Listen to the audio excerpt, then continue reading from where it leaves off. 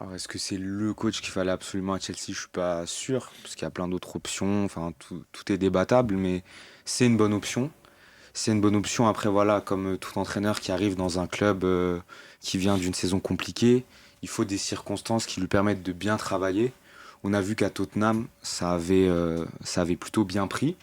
Il lui avait fallu plusieurs saisons pour vraiment installer un projet de jeu, mais on a vu que c'était devenu assez cohérent et que Tottenham, au final, a été excellent. Il a Sous, pérennisé Tottenham dans le top 4, il ce qui les a n'est pas rien. pérennisés dans le top 4. Il en a fait même un prétendant à la Première Ligue sur certaines saisons. Il les a quand même emmenés en finale de Ligue des Champions. Donc ça, c'est des faits notables. Personne n'attendait Tottenham à ce niveau-là. Sous ses ordres, il y a quand même plein de joueurs extrêmement talentueux qui ont explosé. Je pense à Harry Kane, Hugminson, Christian Eriksen, Dele Alli. Même si c'est pour le dernier cité, ça s'est moins bien passé par la suite. Donc c'est un choix intéressant. Il a l'air d'être prêt, d'avoir travaillé. On sent qu'il a des convictions, qu'il a un projet concret pour cette équipe de Chelsea. Après, ce qui va être compliqué à gérer, je pense, pour lui, au-delà des égos, au-delà des objectifs footballistiques, ça va être la pression médiatique, tout ce Le qui va temps. être lié à... Comment, Le pardon? temps. Le temps qu'on va lui donner, puisque à mon avis, on va vouloir des résultats assez immédiats pour Todd Boehly et son staff. Donc, je pense que c'est un bon choix. Après, voilà, il faut vraiment que les dirigeants de Chelsea mettent de l'eau dans leur vin et acceptent de passer peut-être une moitié de saison, une saison un petit peu en deçà des attentes initiales. Mais sur le papier, c'est une option que je trouve assez séduisante. Il y a des jeunes pépites, il y a de l'expérience, il va y avoir un mercato estival qui va être mené avant le début de la saison. Donc ça aussi, ça peut être pas mal de voir justement comment il va poser les bases de ce qui va être son football, en fait, tout simplement à Chelsea. Pardon. Toi, qu'est-ce que t'en penses, Abdou, par rapport à l'arrivée de Mauricio Pochettino à Chelsea? Hmm, euh, je sais pas trop quoi en penser finalement parce que on sait ce dont il a été capable, mais le contexte de Chelsea fait que même si tu ramènes un coach qui a des certitudes et qui a quand même une expérience plutôt conséquente, tu ne peux pas être catégorique. Tu n'as pas de réel motif d'espoir. Enfin, il y en a quand même, mais c'est beaucoup trop c'est beaucoup trop peu tangible finalement.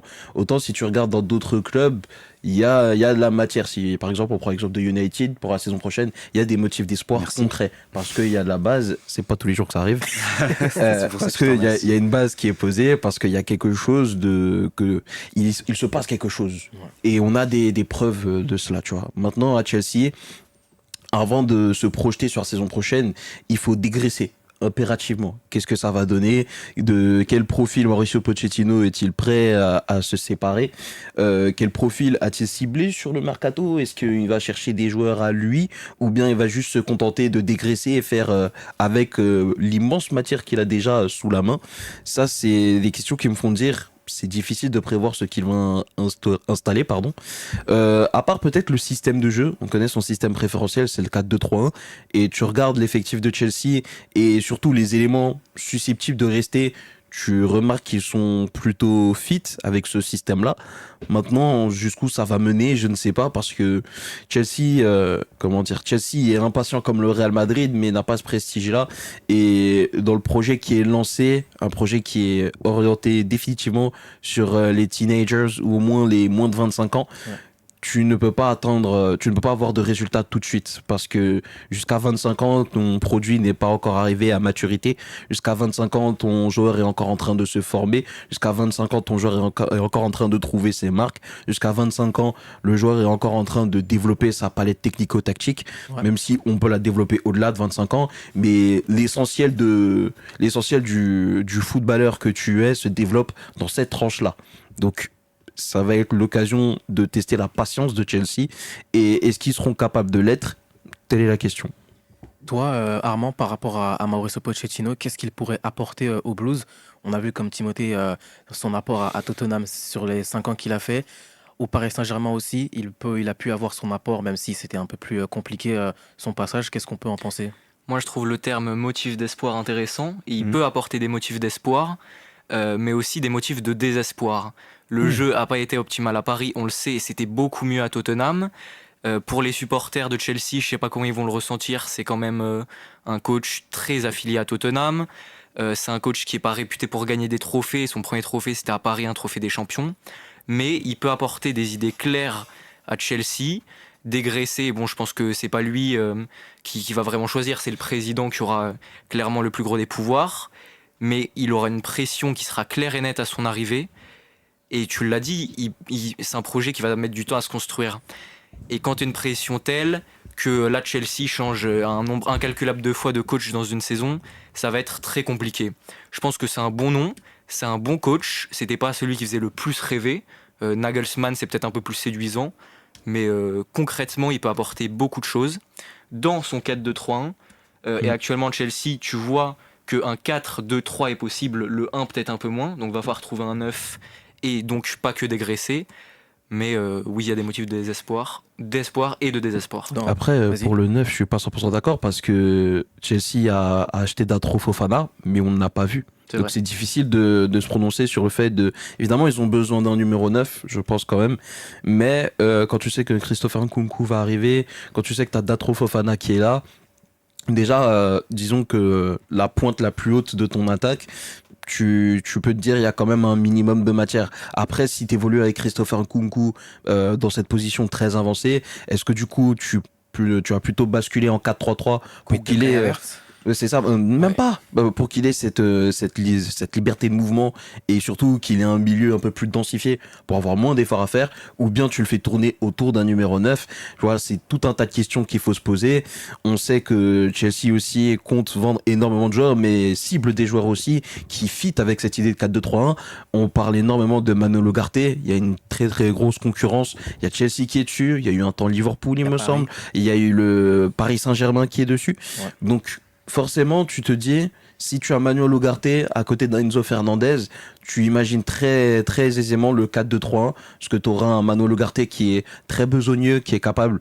Bon, c'est pas le meilleur des relanceurs et c'est Il pas le sera plus plus bas grand sur le technicien, ni le plus grand esthète, mais dans ce qu'il peut apporter, ce sont des qualités complémentaires à Enzo Fernandez qui peut faire du bien devant la défense, on l'a vu, mais surtout un cran plus haut comme à la Coupe du Monde. À voir aussi si tu prolonges certains joueurs ou pas. Est-ce que tu prolonges N'Golo Kanté? Est-ce que finalement tu essayes de prolonger Matteo Kovacic ou bien tu le vends à Manchester City ou ailleurs? On n'en sait rien. Quid de Gallagher? Mason Mount qui devrait arriver pour 80 millions à United. Salut toi. En vrai, tu vois, il y a de tels chantiers partout, mais je pense que le milieu, c'est le symbole de, c'est le milieu de, pardon, c'est le symbole de ce qui attend Mauricio Pochettino à Chelsea et surtout, moi, Mauricio Pochettino, je l'attends pas dans l'optique de gagner un trophée, même si les supporters Blues vont dire forcément, il faut qu'on aille chercher un trophée, ne serait-ce qu'une coupe, parce que les coupes, c'est dans leur ADN, depuis toujours. Mais vaut mieux un Pochettino qui soit là 2 ans, 3 ans, quitte à ce que tu fasses 3 saisons blanches d'affilée, mais qui te pose des bases, qui te permettent ensuite de bien manger pendant 10 ans, plutôt que de se dire, bon, il faut absolument trophée, gagner, gagner, gagner, et finalement, ça ne paye pas. Et en fait, le réel problème de tout ça, et ce sera ma conclusion, c'est qu'en fait, ce qui a fonctionné sous Roman Abramovich, cette succession de cycles courts sur 2 ans et demi, C'est pas viable. c'est pas, en fait, ça a fonctionné avec lui, mais avec n'importe quel autre propriétaire ou dans n'importe quel autre contexte, ce n'est absolument pas viable et c'est pas sain du tout. Donc là, en fait, Chelsea est obligé de revenir à quelque chose de plus conventionnel, de plus classique, et espérons qu'il fasse preuve de patience. Pour moi, le maître mot, c'est la patience. C'est la patience et c'est aussi la reconstruction. On a Imran qui est présent sur le live qui a dit moche le maillot Timothée. Il a raison.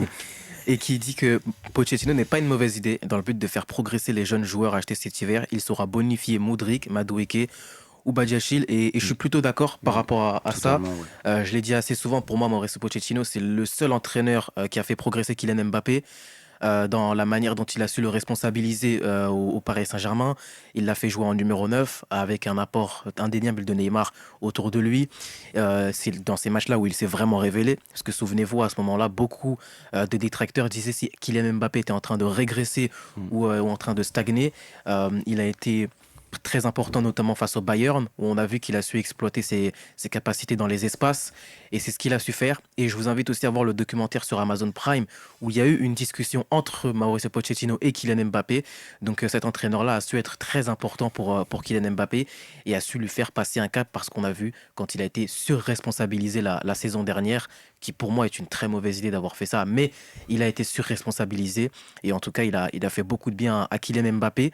Pour la dernière question, on a vu qu'il a fait 5 années à Tottenham. Est-ce que c'est le bon entraîneur pour s'inscrire dans la durée? Je pense, ouais. En tout cas, ça en a tout l'air. Son passage à Tottenham parle pour lui. Alors évidemment, c'est pas du tout le même contexte. On n'attendait pas à Tottenham ce qu'on attend de lui à Chelsea. Donc il y a ça en prendre en compte.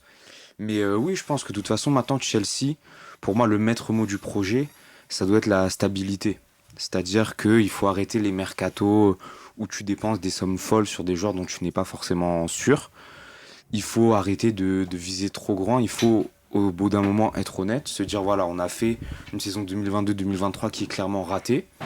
Et maintenant, voilà, il faut reconstruire de cette base. Il faut déjà dégager cette base pour être sûr de voir de quoi elle est faite. Ce qui peut être bien, et là où l'arrivée de Pochettino est intéressante selon moi, c'est que normalement, si Chelsea respecte le statut qui devrait être le sien, on aura une équipe revancharde l'an prochain, on aura une équipe qui aura des choses à prouver. Et Pochettino, on l'a dit, il va être énormément attendu au tournoi et lui aussi aura des choses à prouver, pardon. Donc ça peut être, ça peut créer une sorte d'osmose, une sorte d'état d'esprit un peu plus conquérant que celui qu'on a vu sur les 2 dernières saisons à Chelsea. Donc ça déjà, c'est un plus. Et oui, on vient de parler des jeunes joueurs, de Madueke, de Modric, c'est des joueurs dont on attend énormément. Bah, J'ajouterais... Justement, ça va être une saison assez charnière, parce que l'année prochaine, C'est t'as pas de Ligue des Champions et t'as pas d'Europe tout court pour Chelsea. Mais ça peut être un bon moyen de se Voilà, reconstruire ça en peut fait. être un bon moyen, mais tu as aussi certains joueurs comme Nkunku, comme Kai Havertz, qui vont être dans une saison, ça sera l'Euro. Et il va C'est vrai. falloir faire ses preuves directement, parce que tu auras cet objectif d'aller à l'Euro.